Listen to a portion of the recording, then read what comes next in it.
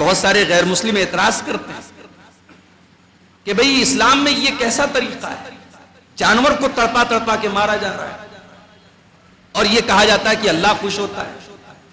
آپ کا جانور کا خون بہنے سے اللہ خوش ہو رہا ہے، ایسا کیوں ہے؟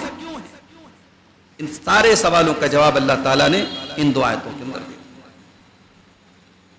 فرمایا وَلِكُلِّ أُمَّةٍ جَعَلْنَا مَنْسَكًا لِيَذْكُرُوا اسْمَ اللَّهِ عَلَى مَا رَزَقَهُم مِّن بَهِيمَةِ الْأَنْعَامِ۔ اے مسلمانوں، ہم نے قربانی کا حکم صرف اکیلے تم کو نہیں دیا ہے، ہر امت کے اندر قربانی کا طریقہ موجود تھا، ہر قوم کو ہم نے قربانی کا حکم دیا تھا۔ جتنے نبی آئے، جتنے رسول آئے، ان کی امتوں میں، ان کی شریعتوں میں قربانی ضرور موجود تھی، اور ہم نے جو قربانی کا حکم دیا تھا وہ کیوں دیا تھا؟ لِيَذْكُرُوا اسْمَ اللَّهِ عَلَى مَا رَزَقَهُم مِّن بَهِيمَةِ الْأَنْعَامِ۔ ہم نے یہ حکم اس لیے دیا تھا کہ یہ قربانی کے جو جانور ہیں ان کو اللہ تعالیٰ نے تم کو غذا کے طور پہ عطا کیا ہے، ان کو تمہاری خوراک بنایا ہے، تمہارے لیے حلال کیا ہے۔ ان جانوروں پر تم اللہ کا نام لے کر کے اللہ کا شکریہ ادا کرو، اللہ کا شکر ادا کرنے کے لیے تم جانور ذبح کرو۔ اے مسلمانوں، کان کھول کر کے سن لو، جب تم اللہ کے نام سے قربانی کر رہے ہو تو یہ عقیدہ بھی بنا لو، اس عقیدے کو اپنے دل و دماغ میں پیدا کر لو، تمہارا معبود ایک ہے، تمہارا پروردگار ایک ہے، تمہاری بگڑی بنانے والا ایک ہے۔ کہیں ایسا نہ ہو تم قربانی تو اللہ کے نام پہ کرو اور تمہاری پیشانیاں غیروں کے آستانوں پہ جھکنے لگے۔ قربانی تو تم اللہ کے نام پہ کرو اور تم قبروں پہ جا کے سجدہ کرنے لگو، باباؤں کے آگے جا کے سجدہ کرنے لگو، پیروں کے آگے جا کے تم سجدہ کرنے لگو۔ فَإِلَٰهُكُمْ إِلَٰهٌ وَاحِدٌ، اپنے عقیدے کو ہمیشہ سنبھال کے رکھنا، تمہارا معبود ایک ہے۔ فَلَهُ أَسْلِمُوا، اسی کے فرما بردار بنا۔ قربانی کے اس تہوار پر جب جانور کے گردن پہ ہم چھری چلاتے ہیں ہم کہتے ہیں إِنَّ صَلَاتِي وَنُسُكِي وَمَحْيَايَ وَمَمَاتِي لِلَّهِ رَبِّ الْعَالَمِينَ۔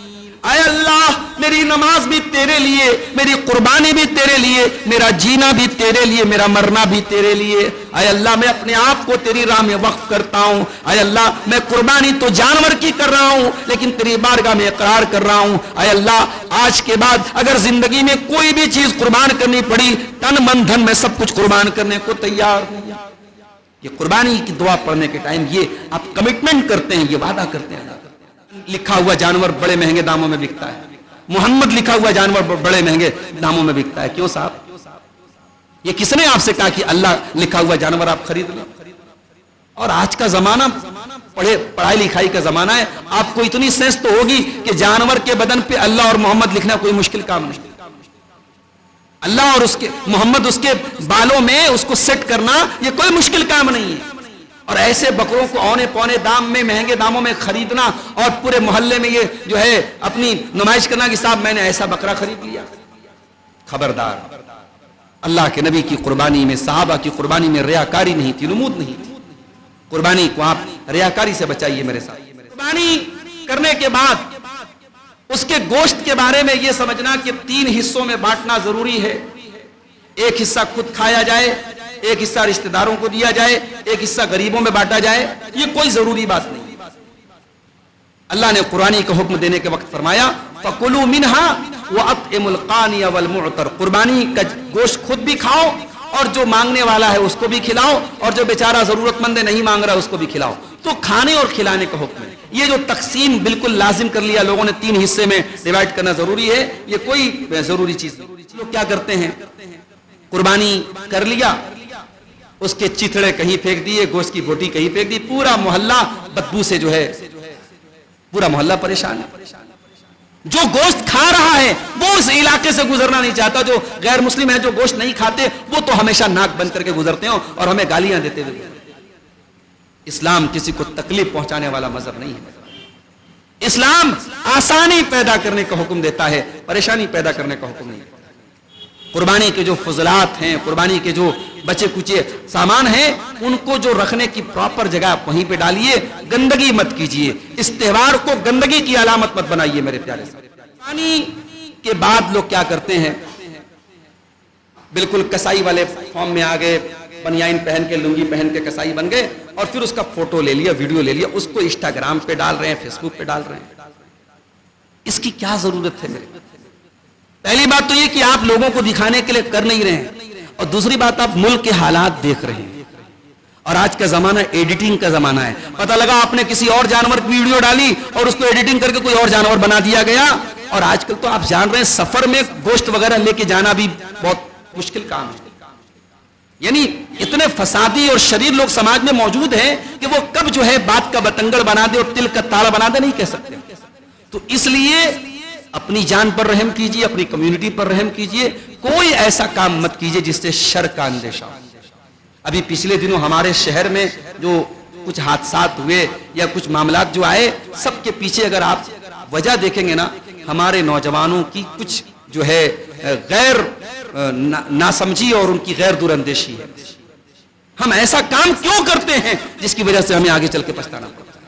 سوشل میڈیا کا استعمال کیجئے، لیکن بہت سوچ سمجھ کے کیجئے۔ کوئی ایسی پوسٹ مت ڈالیے جو آپ کے لیے مصیبت کا سبب بنے۔ تو خاص طور سے قربانی کے تعلق سے میں کہوں گا، اگر آپ نے کوئی تصویر لی بھی ہے اس کو اپنے تک محدود رکھیے، اس کو سوشل میڈیا پہ اللہ کے واسطے مت ڈالیے۔ یہ اس لیے نہیں کہ ہم ڈرپوک لوگ، اس لیے کہ اس کی کوئی ضرورت نہیں ہے، شرعی طور پہ نہ اس میں کوئی ثواب کا کام ہے، نہ اس کی کوئی ضرورت ہے۔ مولانا عبدالغفار سلفی کے بیانات سننے کے لیے مولانا کے اس آفیشل چینل کو سبسکرائب کریں۔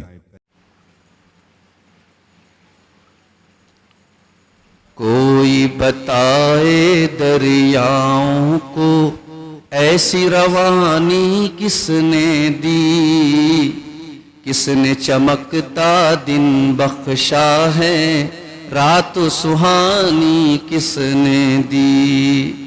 ننھے ننھے پودوں کو گلشن میں جوانی کس نے دی، وہ یکتا قدرت بھی یکتا، یکتا ہے میرا اللہ، لا الہ الا اللہ، لا الہ الا اللہ۔ سوچو ذرا فرعون کے گھر میں موسیٰ کو پالا کس نے، غور کرو مچھلی کے شکم میں یونس کو رکھا کس نے، پہلے آگ میں ڈالا اور پھر آگ کو پھول کیا کس نے، کس کے نام کے گن گاتے ہیں ابراہیم خلیل اللہ، لا الہ الا اللہ، لا الہ الا اللہ۔ جن کو آنا تھا وہ آ گئے، اب تو قیامت باقی ہے، سورج کے شعلے کہتے ہیں حشر کی شدت باقی ہے، موت جسے کہتی ہے دنیا وہ بھی حقیقت باقی ہے، یارو اپنے دل سے نکالو اب تو خیال غیر اللہ، لا الہ الا اللہ، لا الہ الا اللہ۔ سورہ رحمہ پڑھ کے کر لو اپنے دل کو نورانی، روشن روشن قلب و جگر ہوں، جگمگ جگمگ پیشانی، دل میں اللہ نام بسا لو، بات کرو تم قرآنی، چمکا لو کردار کو اپنے، لوگ کہیں ماشاء اللہ، لا الہ الا اللہ، لا الہ الا اللہ۔ محترم علماء کرام، بزرگوں اور دوستوں، نوجوان ساتھیوں، پردہ نشین ماں اور بہنوں، پیارے بچوں، شکر تالاب کی اس مسجد میں آج کا یہ پروگرام ہمارے علاقے کی مقامی جمعیت اہل حدیث شہر شمالی بنارس کے زیر اہتمام منعقد ہوا ہے، اور ابھی آپ نے ہمارے عزیز دوست شیخ محمد عمران سلفی حفظہ اللہ سے عشرہ ذی الحجہ کے فضائل اور اسی طریقے سے قربانی کی اہمیت کے تعلق سے کچھ اہم باتیں آپ نے سماعت فرمائی۔ چونکہ یہ موقع عید الاضحیٰ کا ہے، قربانی کے تہوار کا ہے، تو ظاہر ہے گفتگو بھی اسی کے آس پاس ہو۔ میں نے آپ کے سامنے 2 آیتیں پڑھی ہیں، سورہ حج کی آیت نمبر 34 اور 35۔ ان 2 آیتوں میں اللہ تعالی نے قربانی کا حکم کیوں دیا گیا، کیوں ہم اللہ کا نام لے کے جانور کو ذبح کرتے ہیں، اس کے پیچھے لاجک کیا ہے، اس کے پیچھے حکمت کیا ہے، اور پھر قربانی کا تقاضا کیا ہے۔ کیا یہ تہوار صرف گوشت کھانے اور کھلانے بھر کے لیے ہے؟ اس کا مقصد صرف اتنا ہے کہ ہم جانور خرید کے لائیں، ذبح کریں، گوشت کھا لیں اور کھلا دیں؟ کیا یہی اس کا مقصد ہے؟ ان تمام سوالوں کا جواب اللہ تعالیٰ نے 2 آیتوں کے اندر دیا ہے، سورہ حج کی آیت نمبر 34 اور 35۔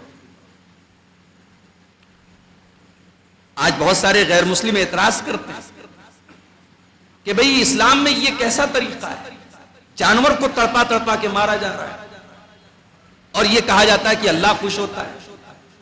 آپ کا جانور کا خون بہنے سے اللہ خوش ہو رہا ہے، ایسا کیوں ہے؟ ان سارے سوالوں کا جواب اللہ تعالیٰ نے ان 2 آیتوں کے اندر دیا۔ فرمایا وَلِكُلِّ أُمَّةٍ جَعَلْنَا مَنْسَكًا لِيَذْكُرُوا اسْمَ اللَّهِ عَلَى مَا رَزَقَهُم مِّن بَهِيمَةِ الْأَنْعَامِ۔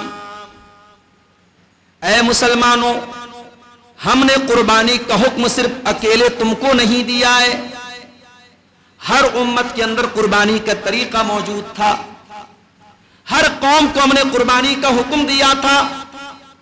جتنے نبی آئے، جتنے رسول آئے، ان کی امتوں میں، ان کی شریعتوں میں قربانی ضرور موجود تھی، اور ہم نے جو قربانی کا حکم دیا تھا وہ کیوں دیا تھا؟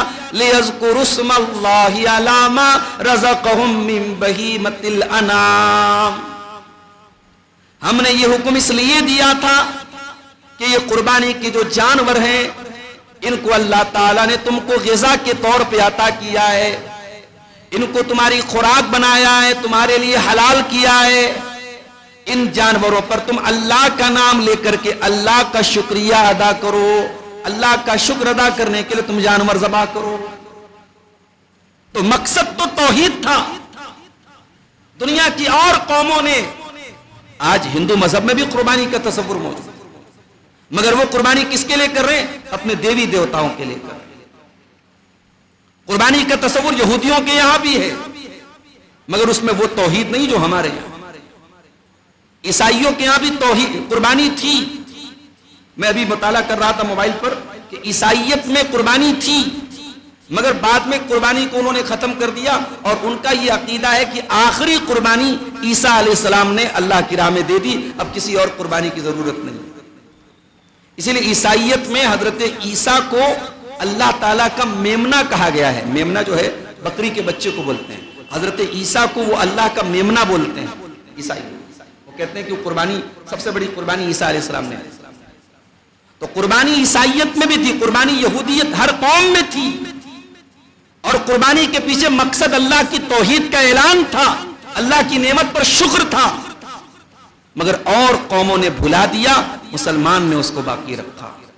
جب تک روئے زمین پر مسلمان باقی ہے یہ قربانی ہوتی رہے گی، اور جب جب قربانی ہوتی رہے گی بسم اللہ اللہ اکبر پڑھ کر کے، اللہ کا نام لے کر کے، اللہ کی توحید کا اعلان کر کے مسلمان اپنے جانوروں کی قربانی کرتا رہے۔ فرمایا فَإِلَٰهُكُمْ إِلَٰهٌ وَاحِدٌ۔ اے مسلمانوں کان کھول کر کے سن لو، جب تم اللہ کے نام سے قربانی کر رہے ہو تو یہ عقیدہ بھی بنا لو، اس عقیدے کو اپنے دل و دماغ میں پیدا کر لو، تمہارا معبود ایک ہے، تمہارا پروردگار ایک ہے، تمہاری بگڑی بنانے والا ایک ہے۔ کہیں ایسا نہ ہو تم قربانی تو اللہ کے نام پہ کرو اور تمہاری پیشانیاں غیروں کے آستانوں پہ جھکنے لگے۔ قربانی تو تم اللہ کے نام پہ کرو اور تم قبروں پہ جا کے سجدہ کرنے لگو، باباؤں کے آگے جا کے سجدہ کرنے لگو، پیروں کے آگے جا کے تم سجدہ کرنے لگو۔ فَإِلَٰهُكُمْ إِلَٰهٌ وَاحِدٌ، اپنے عقیدے کو ہمیشہ سنبھال کے رکھنا، تمہارا معبود ایک ہے۔ فَلَهُ أَسْلِمُوا، اسی کے فرما بردار بن کے رہنا۔ یہ قربانی کا سب سے بڑا تقاضا اور سب سے بڑی حکمت ہے۔ قربانی ہمیں یہ سکھاتی ہے کہ ہم مسلمان ہیں، اور مسلمان کا مطلب یہ ہوتا ہے کہ وہ ہر وقت اللہ تعالیٰ کے لیے قربانی دینے کے لیے تیار ہے۔ جیسے ہی آپ اسلام کے اندر آتے ہیں، سب سے پہلی قربانی آپ کو کس چیز کی دینی ہے؟ آزادی فکر اور عقیدے کی دینی۔ اسلام لانے کے بعد آپ آزاد نہیں ہیں، جو من چلے آپ جس عقیدے کو اپنا لیں، جس سوچ کو اپنا لیں، جس آئیڈیالوجی، نہیں، اب آپ کو اسلام کو اپنانا ہے، آپ کو اپنی سوچ کو، اپنی نظریے کو، اپنی آئیڈیالوجی کو تابع کر دینا ہے اسلام کے۔ اسلام قربانی چاہتا ہے آپ سے، اور آدم علیہ السلام سے لے کر جناب محمد الرسول اللہ صلی اللہ علیہ وسلم تک جتنے نبی آئے، سارے نبیوں کی زندگی قربانیوں سے بھری ہے میرے بھائی۔ کیا آدم علیہ السلام نے قربانی نہیں دی؟ آدم علیہ السلام نے، اللہ تعالیٰ نے جب جنت میں رکھا تو کہا کہ اے آدم سب کچھ کھا سکتے ہو، بس اس پیڑ کے قریب مت جا۔ آدم کو قربانی دینی تھی اپنی خواہشات کی، اللہ تعالیٰ نے ساری نعمتیں دے رکھی، ایک پیڑ کے قریب جانے سے منع کیا ہے، یا امتحان ہے آدم کی خواہش نفس کی۔ شیطان نے بہکایا، ہمارے باپ آدم سے غلطی ہوئی، اور اللہ تعالیٰ نے پھر ان کے دل میں توبہ کا خیال ڈالا، انہوں نے توبہ کی، اور پھر آدم علیہ السلام کو جنت سے نکل کر کے زمین پہ آنا پڑا۔ آدم علیہ السلام کی زندگی سے قربانی شروع۔ حضرت نوح علیہ السلام اللہ کے جلیل القدر پیغمبر 950 سال تک اللہ کے دین کی دعوت دیتے، مٹھی بھر لوگ ایمان لائے، اپنا بیٹا ایمان نہیں لایا، اپنی بیوی ایمان نہیں لائی، اپنی آنکھوں سے اپنے بیٹے کو ڈوبتے ہوئے دیکھا، اپنی بیوی کو برباد ہوتے ہوئے دیکھا، لیکن اسلام اور توحید کو سب سے اوپر رکھا۔ پل بھر کے لیے بھی یہ پچھتاوا نہیں آیا کہ میری بیوی میرے ساتھ نہیں آئی، میرا بیٹا میرے ساتھ نہیں آیا۔ ایمان سے بڑا کوئی رشتہ نہیں، توحید سے بڑا کوئی رشتہ نہیں۔ نوح علیہ السلام کی زندگی میں ہمیں قربانیاں ملی۔ حضرت ابراہیم علیہ السلام جن کی سنتوں کو آج ہم زندہ کرتے ہیں، ان کی پوری زندگی امتحان سے بھری۔ باپ نے گھر سے نکالا، باپ کو چھوڑ دیا، وطن سے نکلنا پڑا، زندہ آگ میں ڈالنے کی کوشش کی گئی، جان کو خطرے میں ڈال کے آگ میں چلے گئے۔ بڑھاپے میں بیٹا ملا، اللہ نے کہا جاؤ مکہ کی بیاب ہو گیا، سرزمین میں چھوڑ کے چل جاؤ۔ بیٹا جوان ہوا، اللہ نے کہا بیٹے کو ذبح کر دو۔ ابراہیم ہر امتحان میں کھڑے اترے، ہر قربانی کے لیے تیار رہے۔ میرے بھائیوں، دنیا میں اعلیٰ مقاصد بغیر قربانی کے نہیں ملتے۔ دنیا میں جس نے ترقی کی ہے، چاہے وہ دنیاوی اعتبار سے ترقی کی ہے، کوئی بادشاہ بنا، کوئی وزیر بنا، کوئی دنیا کے آفیسر بنا، کوئی ادھیکاری بنا، کوئی ڈاکٹر بنا، کوئی انجینئر بنا، دنیا کے بڑے بڑے عہدے، بڑے بڑے منصب، بڑی بڑی ڈگریاں بغیر قربانی کے نہیں ملتے میرے ساتھ۔ ایک آدمی اگر IAS آفیسر بنتا ہے، 18 گھنٹے پڑھتا ہے، تب جا کر کے وہ کسی زمانے میں شہر کا DM بنتا ہے، SP بنتا ہے، کمشنر بنتا ہے۔ ایک آدمی اگر ڈاکٹر بنتا ہے، MBBS کی پڑھائی کرتا ہے، نیٹ کوالیفائی کرنے کے لیے راتوں میں جاگتا ہے، دن کا آرام قربان کرتا ہے، تب جا کر کے وہ ڈاکٹر بنتا ہے۔ اگر دنیا کی ڈگری، دنیا کی دولت، دنیا کا منصب، دنیا کا عہدہ اگر بغیر قربانی کے نہیں مل سکتا، تو اللہ تعالیٰ کی رضا، اللہ کی قربت اور اللہ کی جنت آپ کو بغیر قربانی کے کیسے ملے گی؟ قربانی کے اس تہوار پر جب جانور کے گردن پہ ہم چھری چلاتے ہیں، ہم کہتے ہیں ان صلاتی و نسکی و محیای و مماتی للہ رب العالمین۔ اے اللہ میری نماز بھی تیرے لیے، میری قربانی بھی تیرے لیے، میرا جینا بھی تیرے لیے، میرا مرنا بھی تیرے لیے۔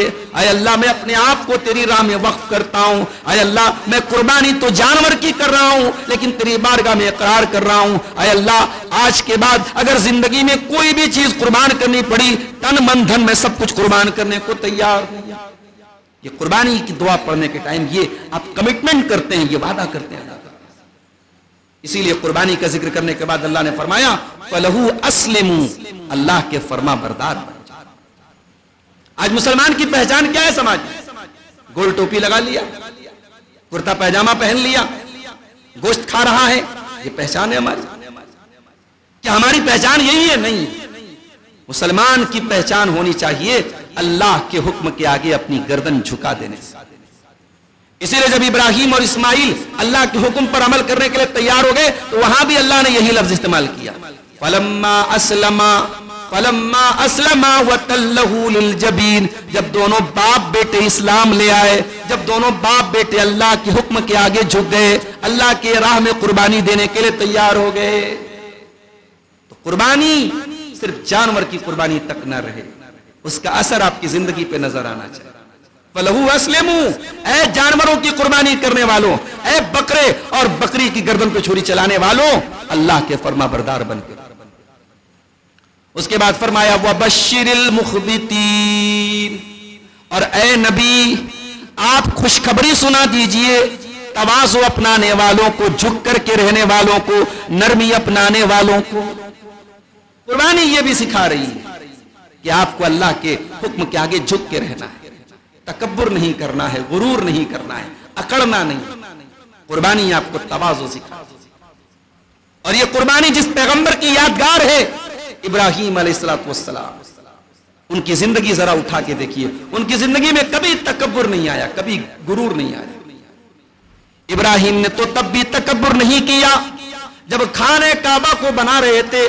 قرآن کہتا ہے وَإِذْ يَرْفَعُ إِبْرَاهِيمُ الْقَوَاعِدَ مِنَ الْبَيْتِ وَإِسْمَاعِيلُ رَبَّنَا تَقَبَّلْ مِنَّا إِنَّكَ أَنْتَ السَّمِيعُ الْعَلِيمُ۔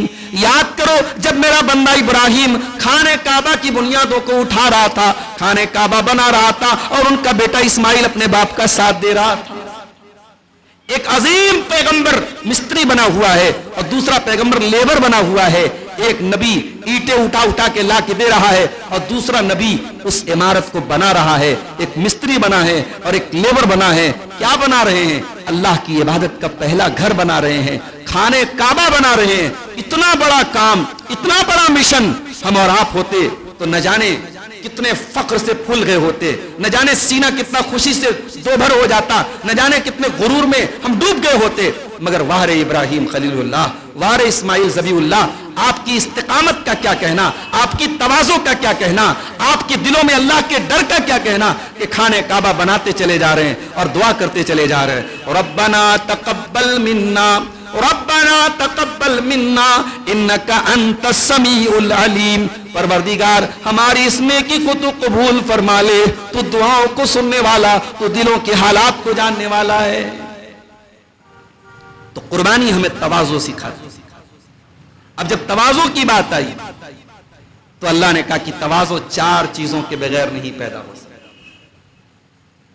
تواضع یہ نہیں کہ آپ جھک کے چلیں مرگل لوگوں کی طرح، گدھوں کی طرح، گھوڑوں کی طرح، نہیں۔ تواضع چار کوالٹی آپ کے اندر ہے تب اللہ کی نظر میں آپ تواضع والے مانے جائیں۔ کون سی چار کوالٹی؟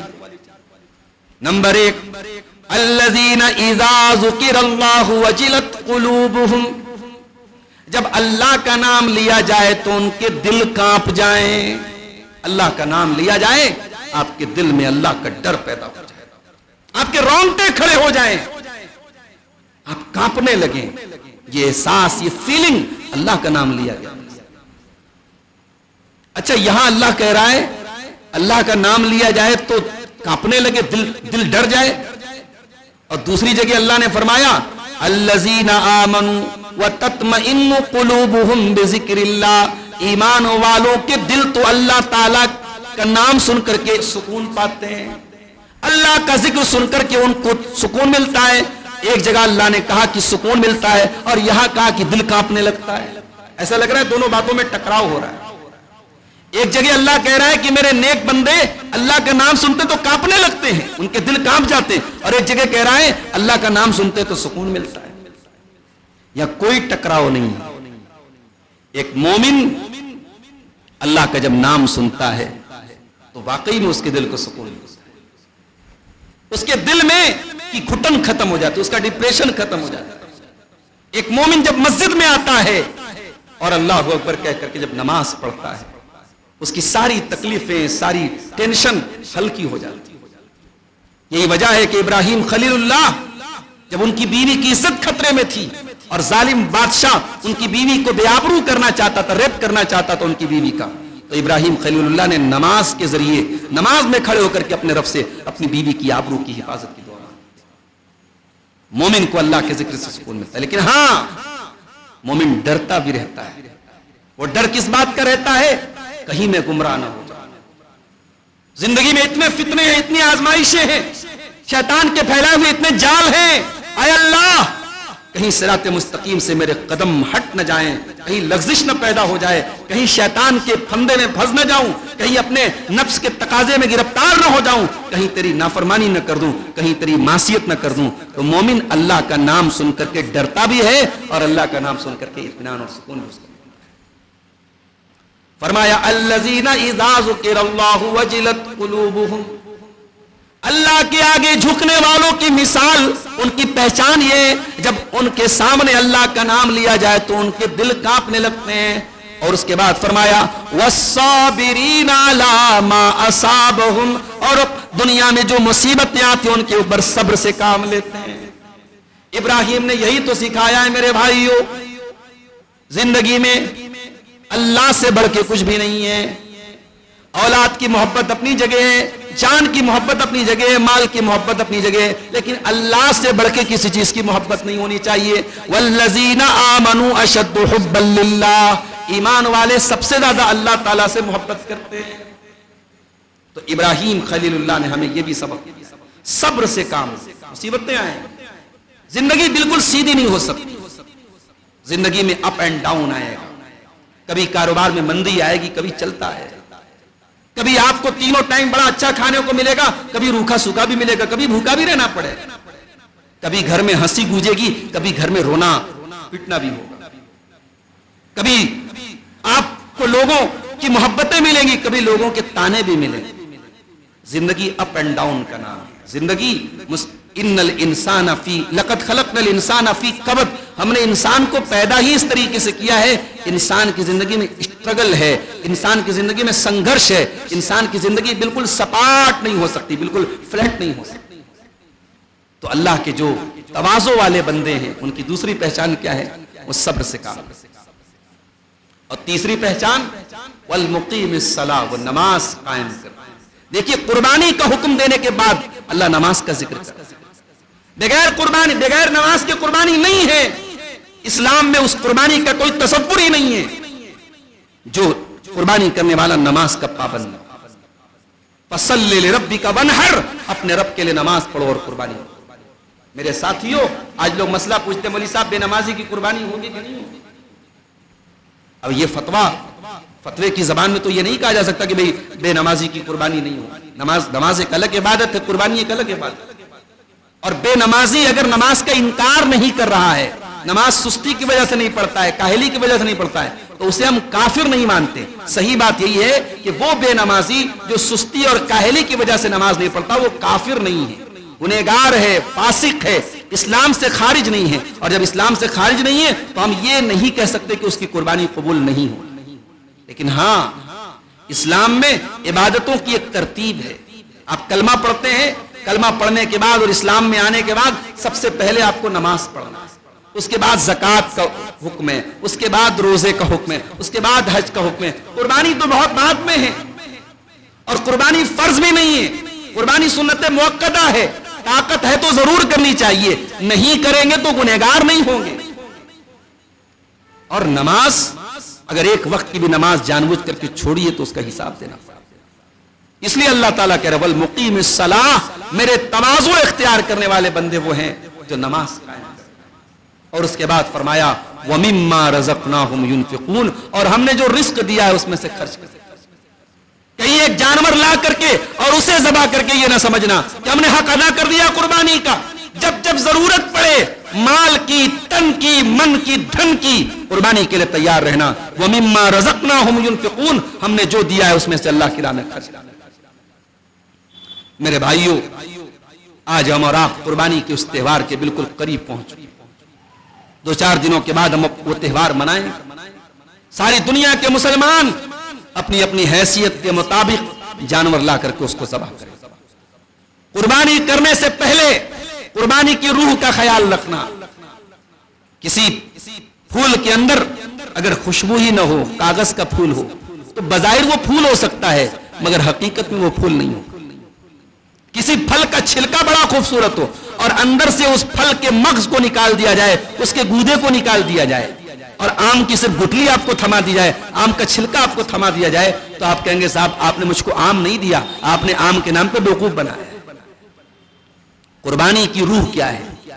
قربانی کا گودا کیا ہے؟ قربانی کا مغز کیا ہے؟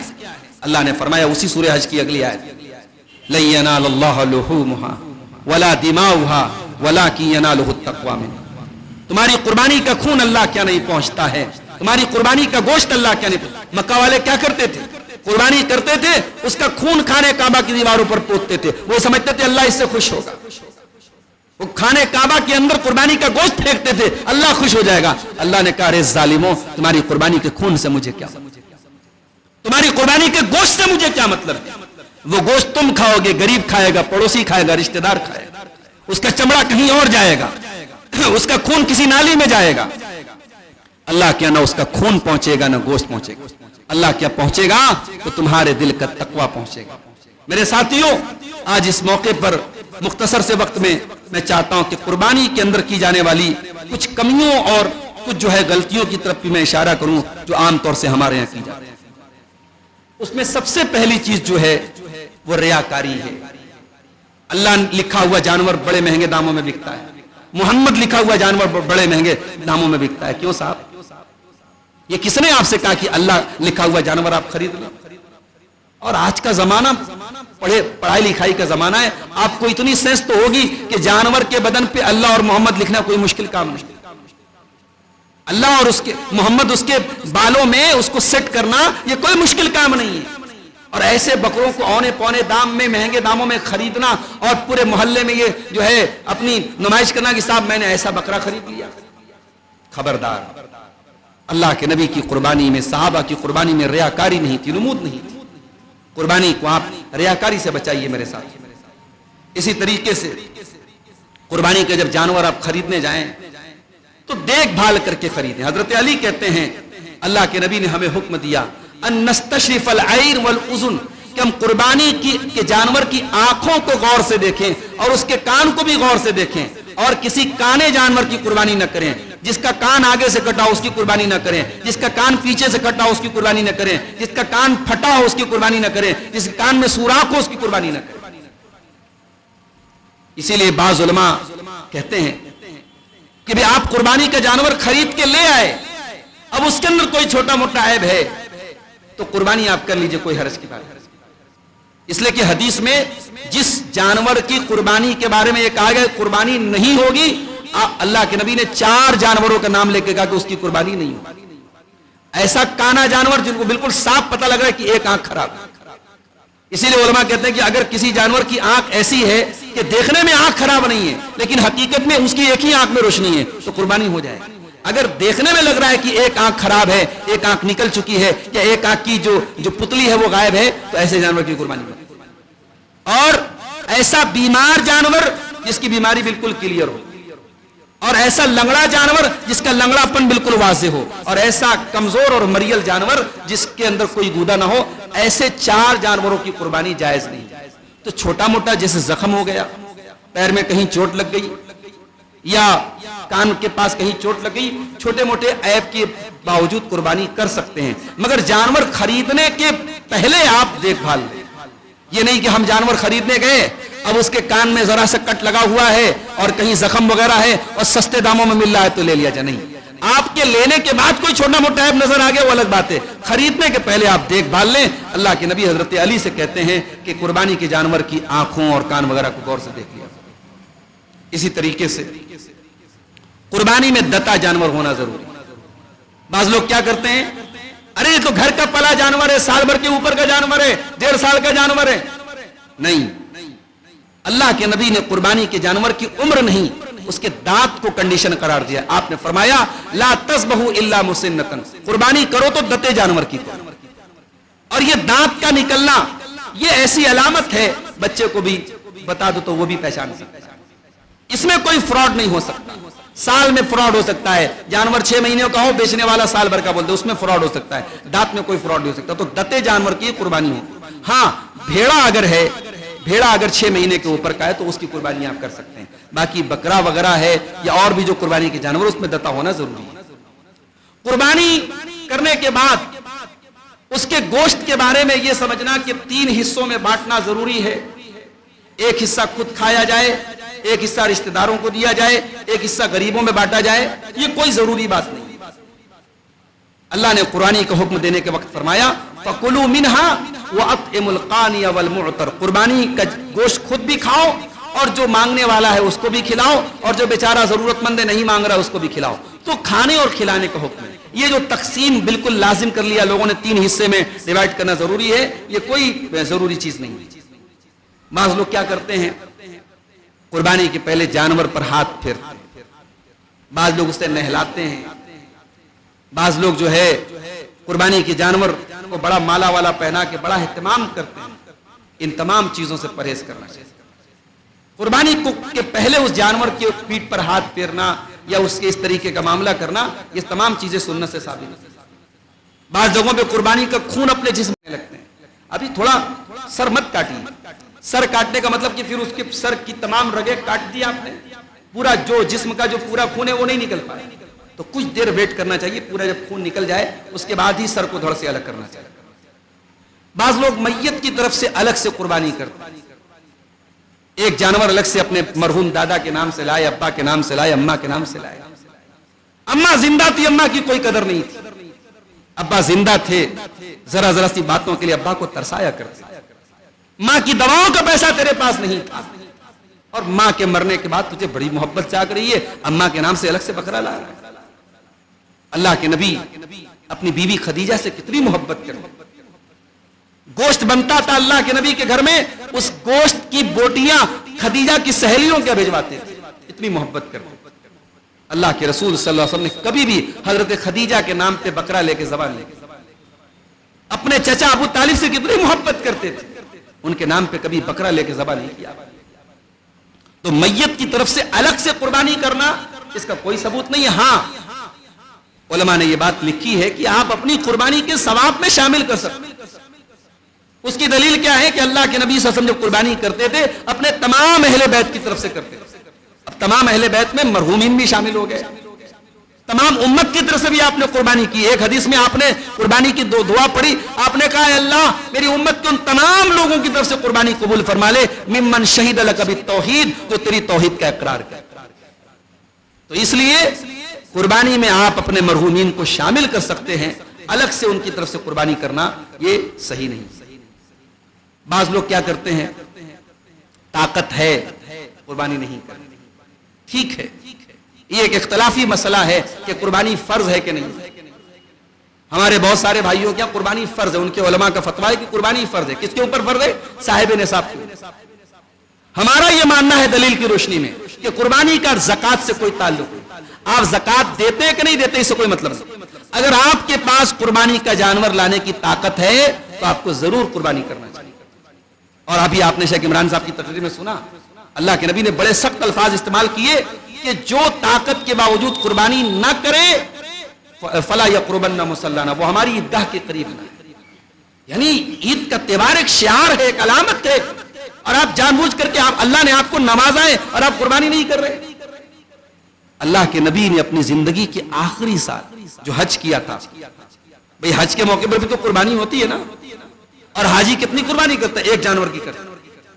اللہ کے نبی نے 100 اونٹوں کی قربانی کی تھی، اور 100 میں سے 63 اونٹ اللہ کے نبی نے اپنے ہاتھ سے ذبح کیے تھے، اور باقی 37 اونٹ حضرت علی نے ذبح کیے. تو اللہ کے نبی بہت مالدار تو نہیں تھے، اسی قربانی کے 2.5 مہینے کے بعد اللہ کے نبی کا انتقال ہوا، اور آپ کی وفات والے دن کے پہلے جو رات گزری ہے، اس رات چراغ میں جو تیل ڈالا گیا وہ پڑوسی سے ادھار لیا گیا.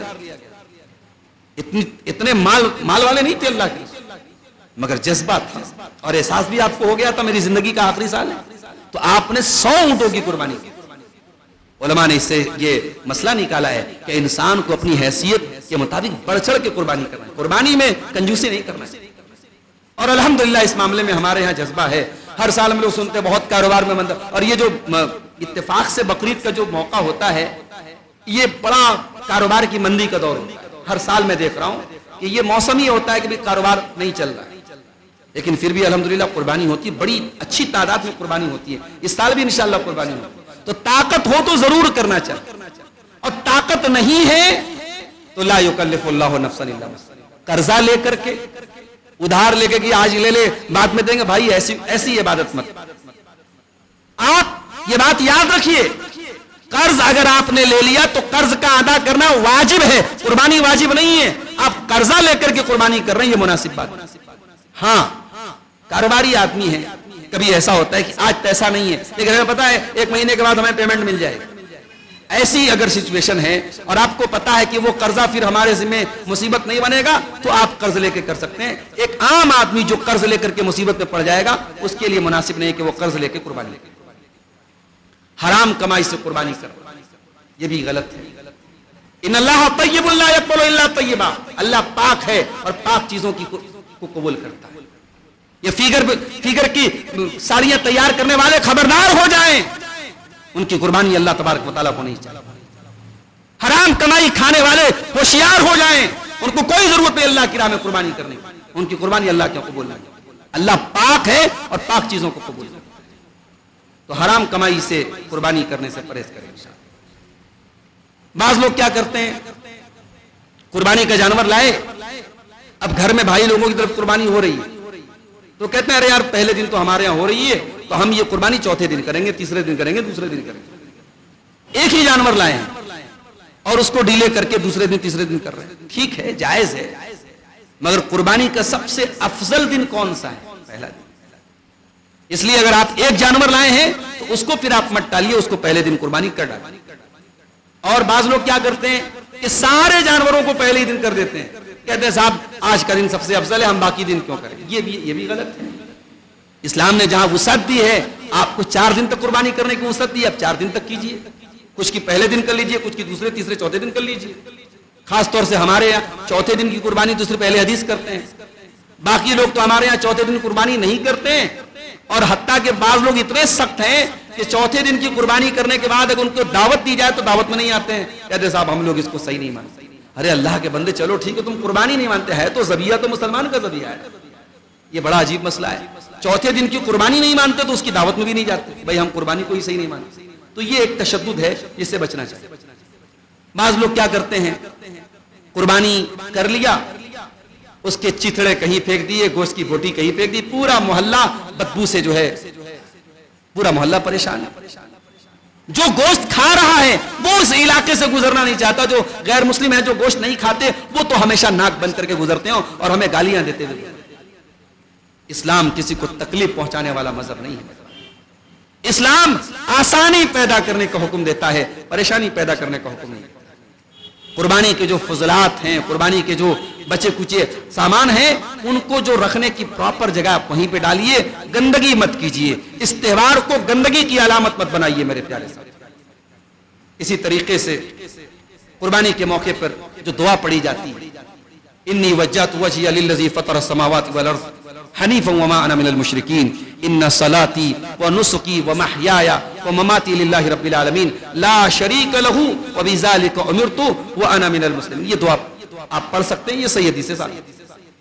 بعض لوگ اس دعا میں ایک جملہ بڑھا دیتے ہیں، اللہم تقبل منی کما تقبلت من خلیلک ابراہیم. اے اللہ اس قربانی کو قبول فرما لے جیسے تو نے قبول کیا اپنے خلیل ابراہیم علیہ السلام سے. یہ جملہ جو ہے یہ ثابت نہیں، اس کو پڑھنے کی آپ کو کوئی ضرورت نہیں. اسی طریقے سے عقیقہ جب ہم کرتے ہیں، عقیقہ کی بھی الگ سے کوئی دعا ثابت نہیں. ہاذہی عقیقۃ فلان، یہ فلاں کا عقیقہ ہے میرے بچے کا، کہ وہ لمبی چوڑی دعا لوگ پڑھتے ہیں. وہ ثابت نہیں. آپ سمپل قربانی کی دعا پڑھ کے عقیقہ کر لیجیے, دل میں ارادہ کر لیجیے میرے بچے کا عقیقہ ہے, میری بیٹی کا عقیقہ ہے, میرے پوتے کا عقیقہ ہے, آپ نیت کر لیجیے کافی.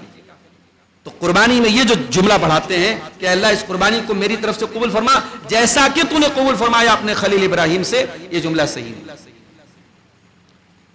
بعض لوگ کیا کرتے ہیں, قربانی کے پہلے اگر غلطی سے بال اور ناخن کاٹ لیا, ان کو یہ لگتا ہے کہ صاحب اب تو قربانی ہماری نہیں, اب قربانی قبول نہیں.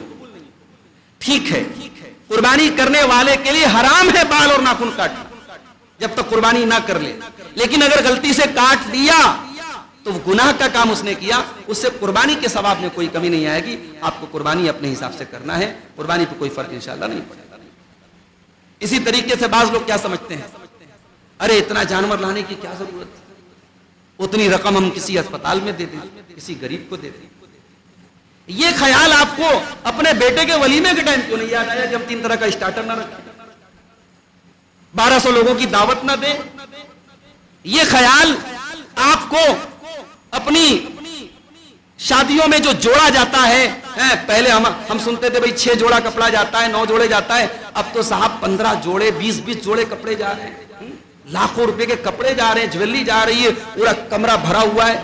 تب تو آپ کو یہ سنت یاد نہیں آتی کہ اسپتال میں دے دیا جائے, غریبوں کو دے دیا جائے. یہ سارا دل کا جو درد ہے وہ قربانی کے ٹائم کو یاد آتا ہے. قربانی ایک شعار ہے میرے پیارے, اتنی نہیں اس سے 10 گنا رقم آپ اللہ کی راہ میں خرچ کر دیں, قربانی کا ثواب آپ کو نہیں ملے گا. قربانی کی جگہ قربانی ہی چلے گی, کوئی اور عبادت نہیں چلے گی. اس لیے اگر آپ کو حیثیت ہے تو آپ قربانی کیجئے, قربانی کے معاملے میں کنجوسی مت کیجئے, اور یہ مت کہیے کہ یہ رقم ہم کہیں اور دیں.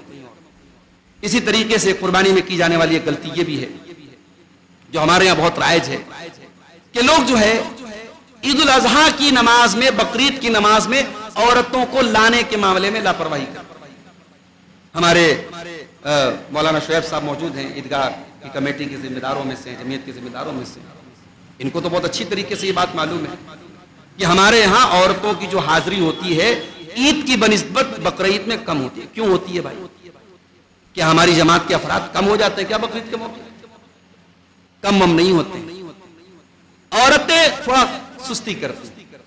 اچھا, بعض گھروں میں کیا ہوتا ہے صاحب, عورتوں کو بڑا کام ہے.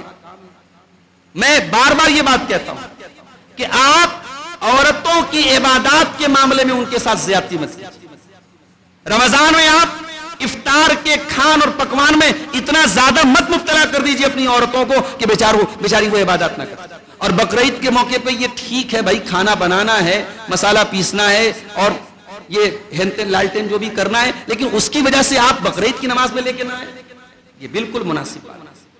اللہ کے رسول کی تمام احادیث میں یہ تاکید ہے وہ دونوں عید کی نماز کے, عید الفطر کے لیے بھی, عید الاضحیٰ کے لیے. اس لیے عیدگاہ میں عورتوں کو ضرور لے کے. مساجد میں انتظام ہو رہا ہے, لوگ کہتے ہیں صاحب جو معذور لوگ ہیں, بوڑھے لوگ ہیں, نابینا لوگ ہیں, کم دیکھنے والے لوگ ہیں, بقرعید کے موقع میں 90% لوگوں جو ہے وہ معذور ہو جاتے ہیں. سوچتے ہیں یار کون جائے گا شکر تالاب, چلو اپنی مسجد میں پڑھ لیتے ہیں. یہ جان بوجھ کر کے اللہ کے رسول کی ایک سنت, ایک شعار ہے. کیا اللہ کے رسول کو آسانی نہیں تھی؟ آپ کے گھر کے بغل میں مسجد تھی, آپ وہیں پڑھ لیتے. کیا ضرورت تھی میدان میں لے کے جانے کی, اپنے گھر کی عورتوں کو لے کے جانے؟ اللہ کے نبی نے درس دیا ہے, اپنے گھر کی عورتوں کو لے کے جاؤ, کھلے میدان میں جا کے پڑھو, عیدگاہ میں جا کے نماز پڑھو. آپ کی سنت یہی ہے میرے پیارے ساتھیو. اس پر ہمیں بغیر کسی, بارش ہو گئی الگ مسئلہ ہے, کوئی حالات آگے الگ مسئلہ ہے, لیکن نماز ہمیں عیدگاہ میں ہی جا کے پڑھنی چاہیے. بقرعید کے دن روزہ آپ نہیں رکھ سکتے, حرام ہے. بقرعید کے دن صبح جو ہم لوگ کچھ کھاتے پیتے نہیں ہیں وہ روزہ نہیں ہے, وہ ایک سنت ہے. اگر کوئی شوگر کا مریض ہے, ڈائبٹک ہے, کچھ اگر اس کو ضرورت پڑی کھا لے پی لے, کوئی حرج کی بات نہیں, کوئی روزہ نہیں ہے وہ. ہاں حکم ہے, اللہ کے نبی کی سنت ہے کہ عید کے دن کچھ کھا کے جایا جائے, اور بقرعید کے دن آ کر کے جو ہے عید الاضحیٰ کی قربانی کی جو گوشت ہے اس سے شروعات.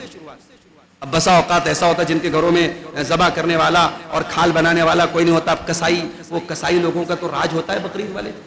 اب صاحب وہ 11 بجے 11:30 بجے آ رہے ہیں, صبح 4 بجے ہم نے فجر کی نماز پڑھی ہے, یہ تو پورا آدھے دن کا روزہ ہو جائے گا. تو وہ روزہ نہیں رکھنا ہے, بقرعید کے دن روزہ نہیں رکھنا ہے. اگر کسائی اتنی لیٹ آ رہا ہے تو آپ کچھ کھا پی لے بھائی, کوئی عرض کی بات نہیں, کوئی مسئلے کی بات نہیں. بہتر ہے, افضل ہے کہ آپ قربانی کے گوشت سے شروعات کریں. اور اسی طریقے سے میرے ساتھیوں, آخری چیز بیان کر کے بات ختم کر رہا ہوں. قربانی کے بعد لوگ کیا کرتے ہیں, بالکل کسائی والے فارم میں آ گئے, بنیان پہن کے لنگی پہن کے کسائی بن گئے اور پھر اس کا فوٹو لے لیا, ویڈیو لے لیا, اس کو انسٹاگرام پہ ڈال رہے ہیں, فیس بک پہ ڈال رہے ہیں. اس کی کیا ضرورت ہے میرے؟ پہلی بات تو یہ کہ آپ لوگوں کو دکھانے کے لیے کر نہیں رہے ہیں, اور دوسری بات آپ ملک کے حالات دیکھ رہے ہیں. اور آج کا زمانہ ایڈیٹنگ کا زمانہ ہے. پتہ لگا آپ نے کسی اور جانور کی ویڈیو ڈالی اور اس کو ایڈیٹنگ کر کے کوئی اور جانور بنا دیا گیا. اور آج کل تو آپ جان رہے ہیں سفر میں گوشت وغیرہ لے کے جانا بھی بہت مشکل کام ہے. یعنی اتنے فسادی اور شریر لوگ سماج میں موجود ہیں کہ وہ کب جو ہے بات کا بتنگڑ بنا دے اور تل کا تالا بنا دے نہیں کہہ سکتے. تو اس لیے اپنی جان پر رحم کیجئے, اپنی کمیونٹی پر رحم کیجئے. کوئی ایسا کام مت کیجئے جس سے شر کا اندیشہ ہو. ابھی پچھلے دنوں ہمارے شہر میں جو کچھ حادثات ہوئے یا کچھ معاملات جو آئے, سب کے پیچھے اگر آپ وجہ دیکھیں گے نا, ہمارے نوجوانوں کی کچھ جو ہے غیر ناسمجھی اور ان کی غیر دور اندیشی ہے. ہم ایسا کام کیوں کرتے ہیں جس کی وجہ سے ہمیں آگے چل کے پچھتانا پڑتا ہے. سوشل میڈیا کا استعمال کیجئے, لیکن بہت سوچ سمجھ کے کیجئے. کوئی ایسی پوسٹ مت ڈالیے جو آپ کے لیے مصیبت کا سبب بنے. تو خاص طور سے قربانی کے تعلق سے میں کہوں گا, اگر آپ نے کوئی تصویر لی بھی ہے اس کو اپنے تک محدود رکھیے, اس کو سوشل میڈیا پہ اللہ کے واسطے مت ڈالیے. یہ اس لیے نہیں کہ ہم ڈرپوک لوگ, اس لیے کہ اس کی کوئی ضرورت نہیں ہے. شرعی طور پہ نہ اس میں کوئی ثواب کا کام ہے, نہ اس کی کوئی ضرورت ہے. تو یہ چند باتیں تھیں جو قربانی کے تعلق سے ہمارے بیچ میں غلطیاں پائی جاتی ہیں. ہم اللہ تعالیٰ سے دعا کرتے ہیں رب العالمین ہماری قربانیوں کو قبول فرمائے. ہماری قربانیوں میں جو کمیاں اور کوتاہیاں رہیں گی اللہ تعالیٰ اپنے فضل و کرم سے ان کو دور فرما دے. اور جو بھی ہم میں سے صاحب استطاعت لوگ ہیں اللہ ان کو بڑھ چڑھ کر کے قربانی کرنے کی توفیق عطا فرمائے. اللہ ابراہیم اور اسماعیل علیہ السلام کے جیسا قربانی اور اخلاص کا جذبہ ہمارے دلوں میں بھی پیدا فرما دے. اللہ ہمیں توفیق دے کہ اس کے دین کے لیے جب بھی ضرورت پڑے تن من دھن ہم قربان کرنے کے لیے تیار ہو جائیں. اللہ ہمارے ملک کے امن اور چین کی بھی حفاظت فرمائے, ہمارے شہر کی بھی حفاظت فرمائے. ہر قسم کے شر سے اور فرقہ پرستوں کی فتنہ پروری سے اللہ تعالی ہمارے شہر کی, ہمارے ملک کی حفاظت فرمائے. اللہ سکون کے ساتھ ہمیں اپنا یہ دوسرا تہوار منانے کی توفیق عطا فرمائے. آمین. وآخر دعوانا ان الحمد للہ رب العالمین. والسلام علیکم ورحمۃ اللہ.